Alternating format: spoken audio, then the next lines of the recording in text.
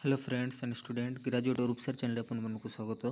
तो आज आम वीडियो आलोचना करवा +3 5th semester ethics and value unit 3 परीक्षा यही प्रश्न ही आसो आपको देखो 1 मार्क प्रश्न उत्तर जोटा कि सिलेक्टेड कराई आपने निश्चित भाव में वीडियो को आरंभ पूरा देखूँ। यहाँ आपंकर यूनिट 3 आम यूनिट 1 2 सब वीडियो कर सारी आम ये चैनल रे आपन चाहिए से वीडियो मध्य देखिपारे। यहाँ पार्ट 2 पार्ट 1 कराई 1 मार्क। तो ये आपंकर पार्ट 2 दिखाई। तो पिला जो आम चैनल नुआ रोचे कई पे तो आम चैनल को सब्सक्राइब करनी आमती नुआ नुआ वीडियो देखापी सब बेले मो चैनल को फॉलो करूँ। तो देखा आज आम 13 नंबर प्रश्न ठू 13 नंबर प्रश्न कौन दिखाई भिन्नक्षमर 4टी मॉडल कौन। उत्तर भिन्नक्षमर 4टी मॉडल होउछि डाक्टरी मॉडल, सामाजिक मॉडल, अधिकार आधारित मॉडल और दातव्य मॉडल। 14 नंबर प्रश्न भिन्नक्षम आईन 1995 अनुसार भिन्नक्षम किए अटंती। भिन्नक्षम आईन 1995 अनुसार जो व्यक्ति शतकड़ा 40 भागरू अधिक शारीरिक अक्षम ताहाकू भिन्नक्षम व्यक्ति भाव विवेचना करा जाई थाए। 15 नंबर प्रश्न भिन्नक्षम पाई भारतीय आईन कौन।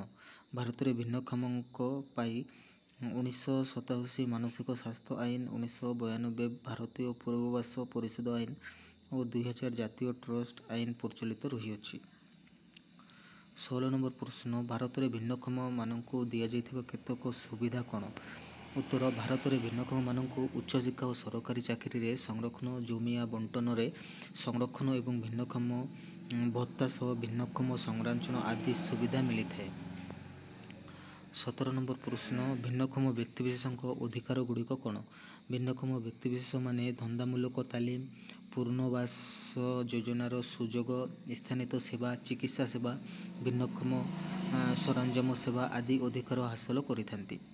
18 नंबर प्रश्न भारत में केउ मसीह भिन्नक्षम मानक पई स्वतंत्र आईन कार्यक्रम होइथिला। भारत में 1996 मसीहा फेब्रुआरी 7 तारिख में भिन्नक्षम मानक पई स्वतंत्र आईन कार्यक्रम होइथिला।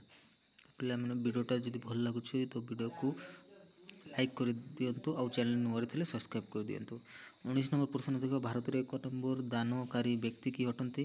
उत्तर भारत में एचसीएल प्रतिष्ठाता शिव नादर 1 नंबर दानकारी व्यक्ति अटंती। 20 नंबर प्रश्न भारत सबुठ प्रसिद्ध भिन्नक्षम व्यक्ति किए। उत्तर शेखर नायक, अरुणिमा सिन्हा, साई प्रसाद विश्वनाथ, हैरी बोनीफेस, प्रभास प्रीति श्रीनिवासन, गिरीश शर्मा होउछन्ति भारत सबुठ प्रसिद्ध भिन्नक्षम व्यक्ति। 21 नंबर प्रश्न भारत सद्य भिन्नक्षम आईन कौन।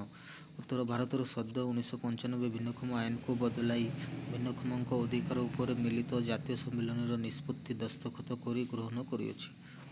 22 नंबर प्रश्न भारत में केते प्रकार भिन्नक्षम रही। भारत में RPWD नियम 2016 अनुसार 21 भिन्नक्षम चिन्हट करा जायछि।